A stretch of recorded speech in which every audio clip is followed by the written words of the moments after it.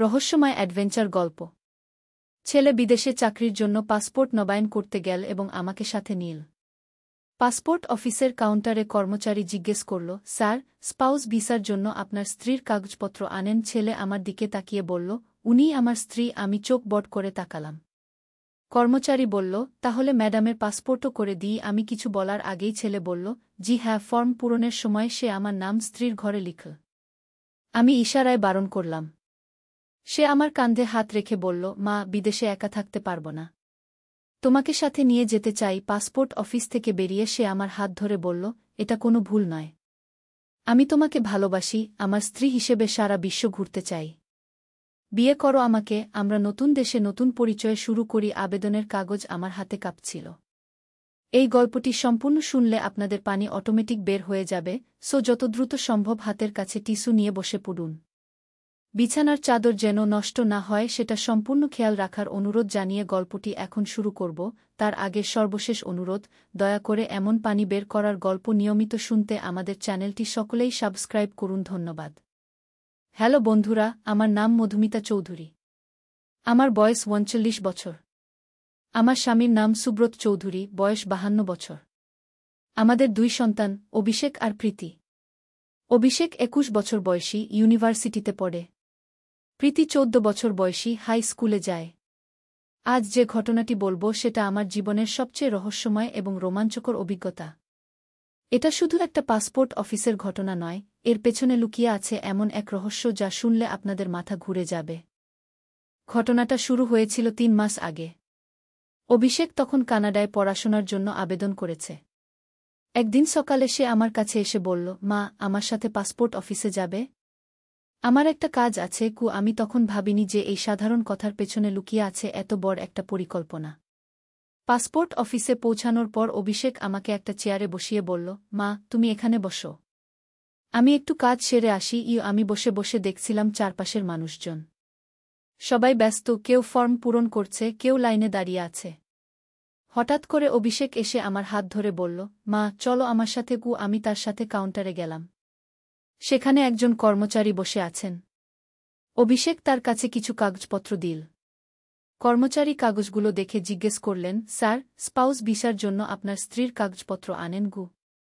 এই কথা শুনে আমার মাথায় বাজ পড়ার মতো অবস্থা। Spouse visa?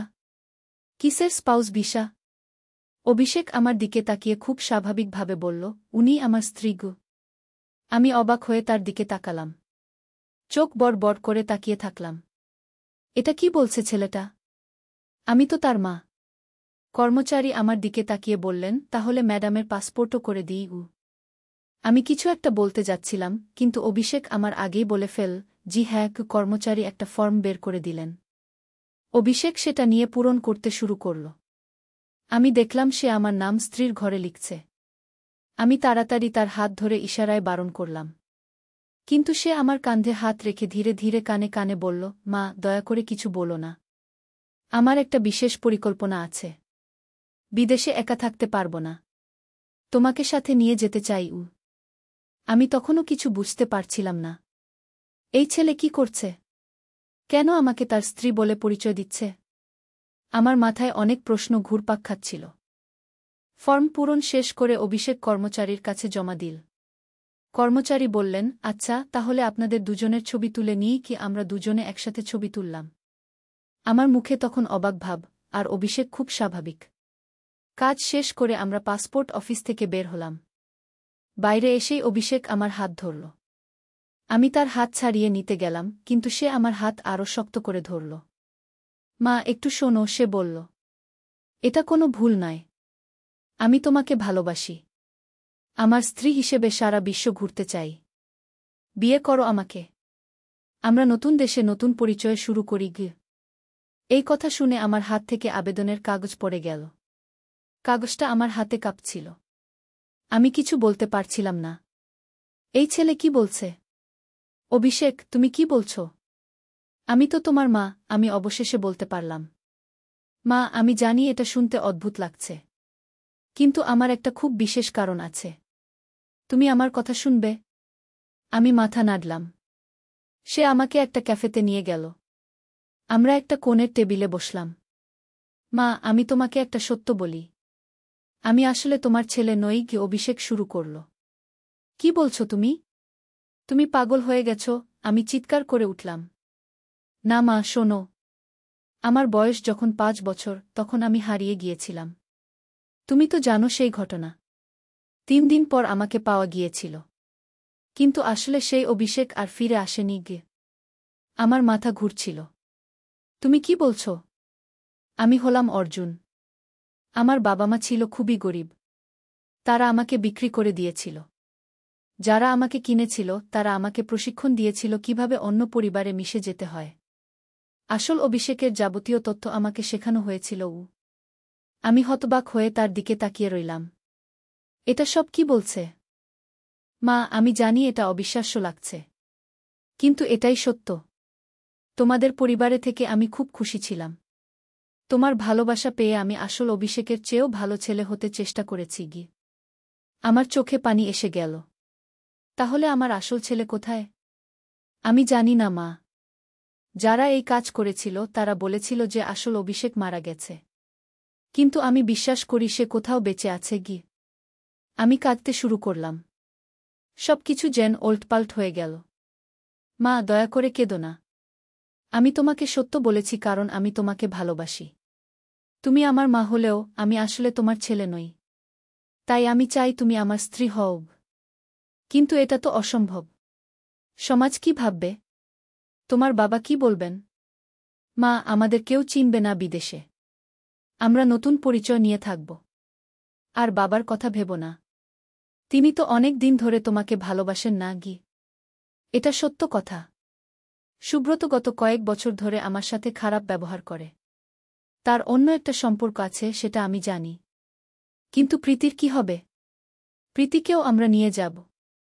সে আমার বোন হিসেবে থাকবে। আমি চুপ করে রইলাম। অনেক কিছু ভাবছিলাম। মা, তুমি একটা কথা ভাবো। আমি গত 16 বছর ধরে তোমার সন্তান হিসেবে থেকেছি। কিন্তু আমি আসলে তোমার ছেলে নই। তাহলে এখন আমি তোমাকে ভালোবাসলে সমস্যা কোথায়? এই কথার মধ্যে একটা যুক্তি আছে। কিন্তু এটা কতটা সঠিক? অর্জুন, আমি তোমাকে আমার ছেলে ভেবে ভালোবেসেছি। এখন হঠাৎ করে সব কিছু পাল্টে দিতে বলছ? মা, আমি জানি এটা কঠিন। কিন্তু আমি তোমাকে স্ত্রী হিসেবে ভালোবাসি। আমার এই অনুভূতি গত 2 বছর ধরে। আমি অবাক হলাম। 2 বছর ধরে? হ্যাঁ মা। যখন তুমি আর বাবার মধ্যে ঝগড়া হতো আমি তোমাকে কাঁদতে দেখতাম। তখন থেকে আমার মনে হতো তোমার একজন সাথীর দরকার। আর আমি ভাবতাম সেই সাথী আমিই হতে পারি। আমার মনে হচ্ছিল আমি স্বপ্ন দেখছি। এই সব কি ঘটছে? কিন্তু অর্জুন, তুমি তো আমার থেকে অনেক ছোট। তোমার বয়স 21 আর আমার 39 গো। বয়সের কি আছে মা? ভালোবাসায় বয়সের কোনো বাধা নেই।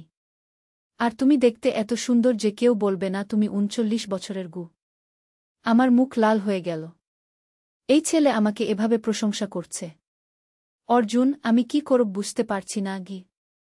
মা, তুমি শুধু একটা কাজ করো। আজকে বাড়ি গিয়ে এই বিষয়টা নিয়ে ভাবো। আমি তোমাকে চাপ দিচ্ছি না। তুমি যদি না চাও আমি এই প্রস্তাব আর তুলব না গি। আমরা ক্যাফে থেকে বেরিয়ে বাড়ির দিকে রওনা দিলাম।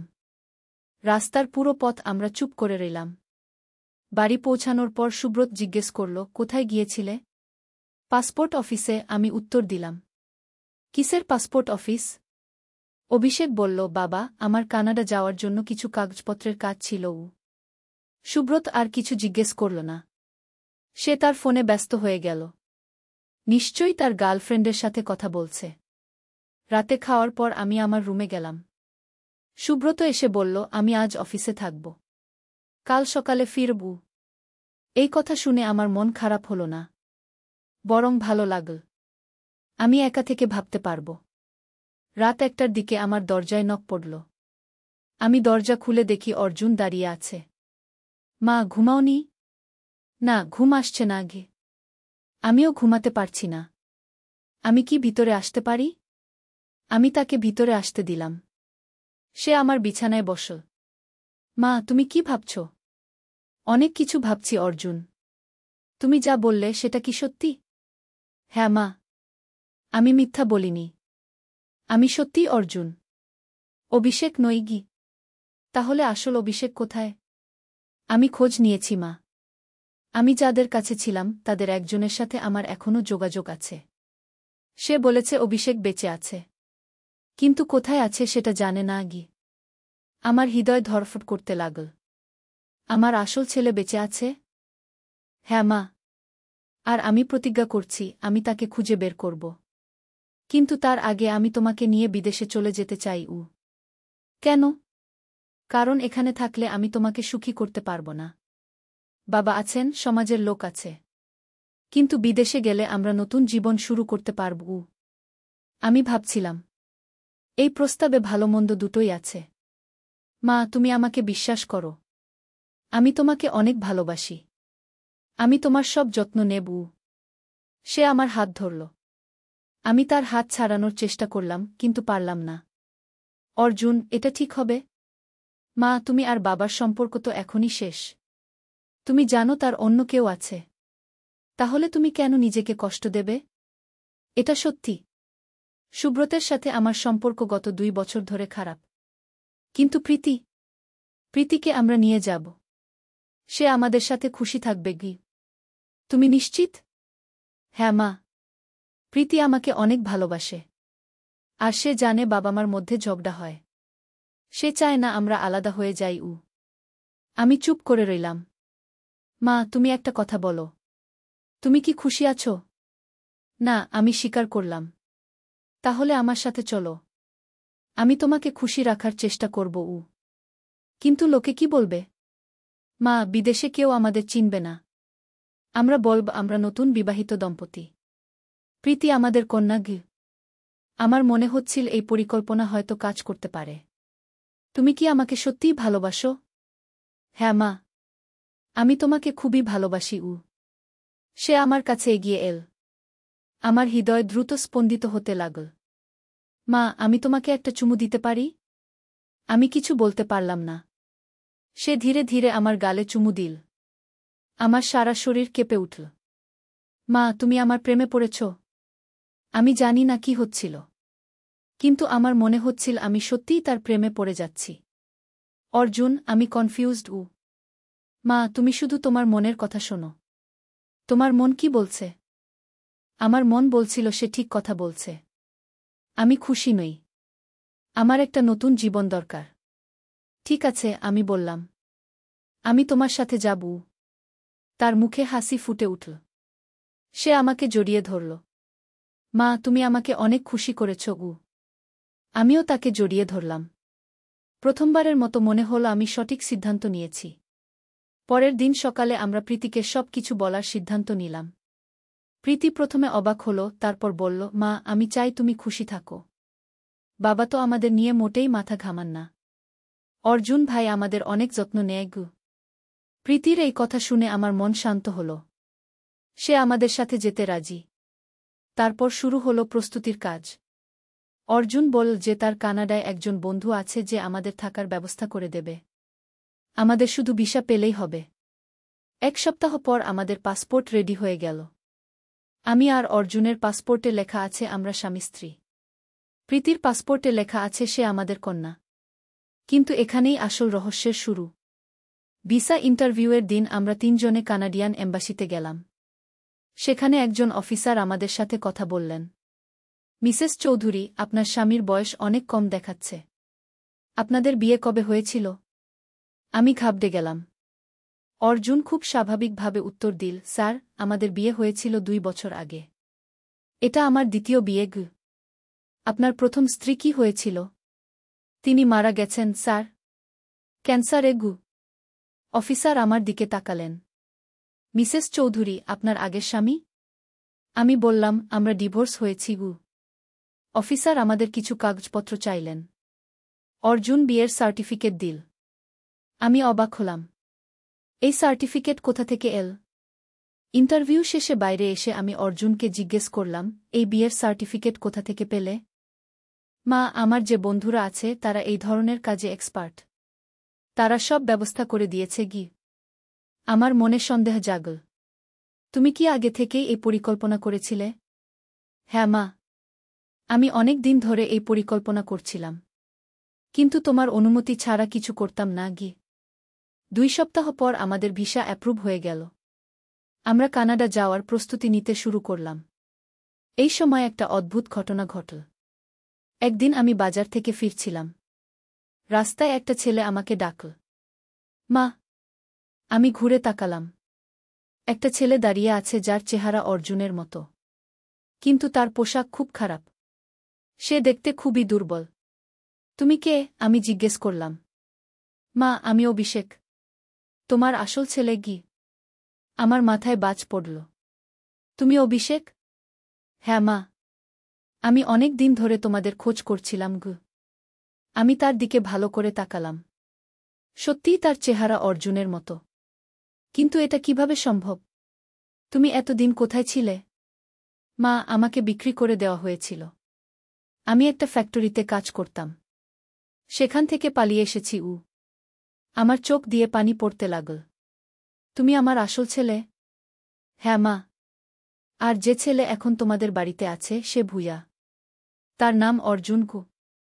আমি কাঁদতে শুরু করলাম। তাহলে তুমি এতদিন কষ্ট পেয়েছ? হ্যাঁ মা। কিন্তু আমি এখন তোমাদের কাছে ফিরে এসেছি গু।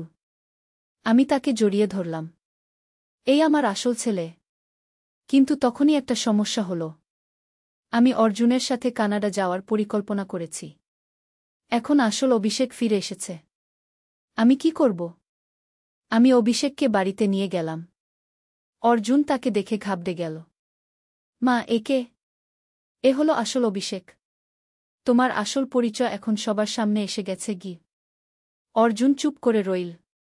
তারপর বলল, মা, আমি জানতাম এই দিন আসবে। কিন্তু আমি তোমাদের ছেড়ে যেতে চাই না গি। অভিষেক বলল, তুমি আমার পরিবার নষ্ট করেছ। তুমি এখান থেকে চলে যাও। 2 ভাইয়ের মধ্যে তর্ক শুরু হল। আমি কিছু বুঝতে পারছিলাম না। প্রীতি এসে বলল, মা, কি হচ্ছে এখানে? আমি প্রীতিকে সব বুঝিয়ে বললাম। প্রীতি বলল, মা, আমি কনফিউজড। কে আমার আসল দাদা? এই পরিস্থিতিতে আমি একটা সিদ্ধান্ত নিলাম। আমি বললাম, তোমরা দুজনেই আমার ছেলে। অভিষেক আমার আসল ছেলে আর অর্জুন আমার পালক ছেলে। আমি তোমাদের দুজনকেই সমান ভালোবাসি। কিন্তু অর্জুন বলল, মা, আমি তো তোমাকে ভালোবাসি স্ত্রী হিসেবে। এখন অভিষেক ফিরে এসেছে। আমি কি করব? অভিষেক চিৎকার করে উঠল, তুমি আমার মাকে কি বলেছ? তারপর অভিষেক অর্জুনকে মারতে গেল। দুজনের মধ্যে মারামারি শুরু হল। আমি তাদের আলাদা করলাম। থামো। তোমরা দুজনে মারামারি করো না গি। তারপর আমি একটা অদ্ভুত সিদ্ধান্ত নিলাম। আমি বললাম, তোমরা দুজনে আমার সাথে কানাডা চলো। সেখানে গিয়ে আমরা নতুন জীবন শুরু করব। অভিষেক বলল, মা, আমি কানাডা যেতে চাই। কিন্তু ওর সাথে না গি। অর্জুন বলল, আমিও যেতে চাই। কিন্তু আমি তোমাকে স্ত্রী হিসেবে চাই গি। আমি বললাম, দেখো, আমরা সবাই একসাথে কানাডা যাব। সেখানে গিয়ে দেখা যাবে কি করা যায়। 1 সপ্তাহ পর আমাদের ফ্লাইট। আমরা সবাই প্রস্তুতি নিতে শুরু করলাম। সুব্রত আমাদের যেতে দেওয়ার জন্য রাজি। তার তো অন্য একটা সম্পর্ক আছে। আমরা চলে গেলে তার সুবিধাই হবে। কিন্তু ফ্লাইটের আগের দিন আরেকটা অবিশ্বাস্য ঘটনা ঘটল। একজন পুলিশ অফিসার আমাদের বাড়িতে এল। মিসেস চৌধুরী, আমি আপনার সাথে কথা বলতে চাই। কি ব্যাপার? আপনি কি অর্জুন নামে একটা ছেলেকে চেনেন? আমি অর্জুনের দিকে তাকালাম। সে ভয়ে কাঁপছে। হ্যাঁ, এই যে দাঁড়িয়ে আছে গু। তাহলে আপনি জানেন না যে এই ছেলে একটা খুনের আসামি? আমার মাথা ঘুরে গেল। খুন? হ্যাঁ। 3 বছর আগে সে একজনকে খুন করেছিল। তারপর থেকে সে পালিয়ে বেড়াচ্ছে গি। অর্জুন বলল, না, এটা মিথ্যা কথা গু। পুলিশ অফিসার বলল, তোমার আঙুলের ছাপ মিলে গেছে। তুমি খুনি গু। তারপর পুলিশ অর্জুনকে গ্রেপ্তার করল। আমি হতবাক হয়ে দেখছিলাম। অর্জুন যাওয়ার সময় আমার দিকে তাকিয়ে বলল, মা, আমি তোমাকে ভালোবাসি। আমি খুনি হতে পারি, কিন্তু তোমার প্রতি আমার ভালোবাসা সত্যি গু। পুলিশ তাকে নিয়ে চলে গেল। আমি কাঁদতে শুরু করলাম। এই ছেলে খুনি? কিন্তু সে তো আমাকে এত ভালোবাসত। অভিষেক আমাকে সান্ত্বনা দিল। মা, কেঁদো না। সে একটা খারাপ লোক ছিল। ভালো হয়েছে যে তাকে ধরা হলো। কিন্তু আমার মন খারাপ। অর্জুন খুনি হলেও সে আমাকে সত্যিই ভালোবাসত। পরের দিন আমাদের ফ্লাইট। কিন্তু অর্জুন ছাড়া। শুধু আমি, অভিষেক আর প্রীতি। এয়ারপোর্টে যাওয়ার পথে আমি ভাবছিলাম, এত কিছু ঘটে গেল। আমার জীবনটা একটা রহস্যময় উপন্যাসের মতো হয়ে গেছে। বিমানে বসে আমি জানালা দিয়ে বাইরে তাকালাম। নিচে ঢাকা শহর ছোট হয়ে যাচ্ছে। আমি একটা নতুন জীবনের দিকে যাচ্ছি। অভিষেক আমার পাশে বসে বলল, মা, আমি তোমাকে কখনো ছেড়ে যাব না গি। আমি তার হাত ধরলাম। আমিও তোমাকে আর হারাতে চাই না গি। প্রীতি বলল, মা, আমরা কি আর কখনো বাংলাদেশে ফিরব? জানি না মা। দেখা যাবে গু। কানাডায় পৌঁছানোর পর আমাদের নতুন জীবন শুরু হল। অভিষেকের কানাডিয়ান বন্ধু আমাদের একটা ছোট্ট ফ্ল্যাটের ব্যবস্থা করে দিয়েছে। প্রথম কয়েকদিন খুব কষ্ট হল। নতুন দেশ, নতুন পরিবেশ। কিন্তু আমরা সবাই একসাথে ছিলাম। অভিষেক চাকরি খুঁজতে শুরু করল। আমি বাড়িতে বসে প্রীতির পড়াশোনার দেখাশোনা করতাম। একদিন অভিষেক এসে বলল, মা, আমি একটা চাকরি পেয়েছি। একটা রেস্তোরাঁও। আমি খুব খুশি হলাম। সত্যি? কেমন চাকরি? ওয়েটারের কাজ। বেতন বেশি না, কিন্তু শুরুর জন্য ঠিক আছে গি। আমি বললাম, আমিও একটা চাকরি খুঁজব। না মা, তোমার দরকার নেই। আমি সব ব্যবস্থা করব। কিন্তু আমি চাকরি খুঁজতে শুরু করলাম। একটা অফিসে ক্লিনিংয়ের কাজ পেলাম। আমরা দুজনে মিলে কোনো রকমে চলতে শুরু করলাম। প্রীতি লোকাল স্কুলে ভর্তি হয়েছে। কিন্তু ৩ মাস পর আরেকটা অবিশ্বাস্য ঘটনা ঘটল। একদিন আমি অফিস থেকে ফিরে দেখি বাড়িতে একটা অচেনা মহিলা বসে আছে। আপনি কে? আমি জিজ্ঞেস করলাম। মহিলাটি বলল, আমি অর্জুনের মা। আসল অর্জুনের মা গু। আমি চমকে গেলাম। কি বলছেন আপনি? আমার ছেলে অর্জুনকে ছোটবেলায় চুরি করে নিয়ে গিয়েছিল। আমি অনেক খোঁজাখুঁজি করে জানতে পেরেছি যে সে আপনাদের বাড়িতে ছিল। তাহলে গু। আর যে ছেলেটি এখন জেলে আছে খুনের জন্য, সে আসলে আমার ছেলে নয়। সে অন্য কেউ ঘ। আমার মাথা ঘুরে যাচ্ছিল। এত রহস্য। অভিষেক এসে বলল, মা, এ কি হচ্ছে? মহিলাটি অভিষেকের দিকে তাকিয়ে কাঁদতে শুরু করল। অর্জুন, আমার ছেলে। আমি তোমাকে কত খুঁজেছি। অভিষেক বলল, আমি অভিষেক, অর্জুন না গি। না বাবা, তুমি আমার অর্জুন। তোমাকে ছোটবেলায় চুরি করে নিয়ে গিয়েছিল গো। তখন সব কিছু পরিষ্কার হয়ে গেল। যাকে আমি অভিষেক ভাবছিলাম সে আসলে অর্জুন। আর যাকে আমি অর্জুন ভাবছিলাম সে আসলে অভিষেক ছিল না। সে অন্য কেউ ছিল। মানে আমার আসল ছেলে অভিষেক এখনো কোথাও হারিয়ে আছে। এই খবর শুনে আমি আবার কাঁদতে শুরু করলাম। আমার আসল ছেলে কোথায়? অর্জুনের মা বলল, আপনি আমার ছেলেকে অনেক ভালোবাসা দিয়েছেন। আমি আপনার কাছে কৃতজ্ঞ। কিন্তু আমার ছেলে কোথায়? আমি জানি না। কিন্তু আমি প্রতিজ্ঞা করছি, আমি তাকে খুঁজে বের করব। আমরা সবাই মিলে অভিষেককে খুঁজতে শুরু করলাম। অর্জুনের মা তার সব কানেকশন ব্যবহার করে খোঁজাখুঁজি করতে লাগল। ৬ মাস পর আমরা একটা সূত্র পেলাম। একটা এনজিও আমাদের জানাল যে তাদের একটা ছেলে আছে যার বর্ণনা অভিষেকের মতো। আমরা সেই এনজিওতে গেলাম। সেখানে দেখি একটা ছেলে আছে যার চেহারা সত্যিই অভিষেকের মতো। কিন্তু তার মানসিক অবস্থা ভালো না। সে কথা বলতে পারে না। ডাক্তার বলল, এই ছেলেটি অনেক শারীরিক ও মানসিক নির্যাতনের শিকার হয়েছে। তার স্মৃতিশক্তি হারিয়ে গেছে গু। আমি তার কাছে গিয়ে কি অভিষেক বলে ডাকলাম। সে আমার দিকে তাকাল। তার চোখে একটা চিনতে পারার ভাব। আমি তাকে জড়িয়ে ধরলাম। অভিষেক, আমি তোমার মা গি। সে কিছু বলতে পারল না, কিন্তু আমাকে জড়িয়ে ধরল। আমরা অভিষেককে কানাডায় নিয়ে এলাম। এখন আমাদের পরিবারে ৩টি ছেলে মেয়ে, অর্জুন, অভিষেক আর প্রীতি। অর্জুন অভিষেকের সব যত্ন নেয়। প্রীতি তাকে কথা বলতে শেখানোর চেষ্টা করে। আমি মনে করি আমার জীবনের এই রহস্যময় অধ্যায়ের একটা সুন্দর সমাপ্তি হয়েছে। আমি আমার ২ ছেলেকে পেয়েছি। আমি একটা নতুন দেশে নতুন জীবন শুরু করেছি। কখনো কখনো মনে হয় এই পুরো ঘটনাটাই একটা স্বপ্নের মতো। কিন্তু এটাই বাস্তব। আর যে ছেলেটি জেলে আছে তার পরিচয় এখনও জানা যায়নি। পুলিশ বলেছে সে নাকি একটা চোরাকারবারি চক্রের সদস্য ছিল। কিন্তু আমার মনে হয় সেও হয়তো কোনো এক মায়ের হারানো সন্তান। কোনো এক মা তাকেও কত খুঁজছে। এই পৃথিবীতে কত রহস্য আছে। কত গল্প আছে। আমার জীবনেও এমন অবিশ্বাস্য সব ঘটনা ঘটে গেল যা আমি কখনো ভাবতে পারিনি। এখন আমি কানাডায় সুখে আছি। অর্জুন এখন একটা বড় রেস্তোরাঁয় ম্যানেজারের কাজ করে। আমি একটা কমিউনিটি সেন্টারে কাজ করি। প্রীতি ভালো ছাত্রী। অভিষেক ধীরে ধীরে সুস্থ হচ্ছে। কখনো কখনো অর্জুন আমার কাছে এসে বলে, মা, আমি এখনও তোমাকে ভালোবাসি। আমি তাকে বলি, তুমি আমার ছেলে। আমিও তোমাকে ভালোবাসি। আমি আর কখনো তাকে স্ত্রী হিসেবে ভালোবাসার কথা ভাবি না। কারণ আমি জানি সেটা ঠিক হবে না। আমার এই গল্পের শেষ এখানেই।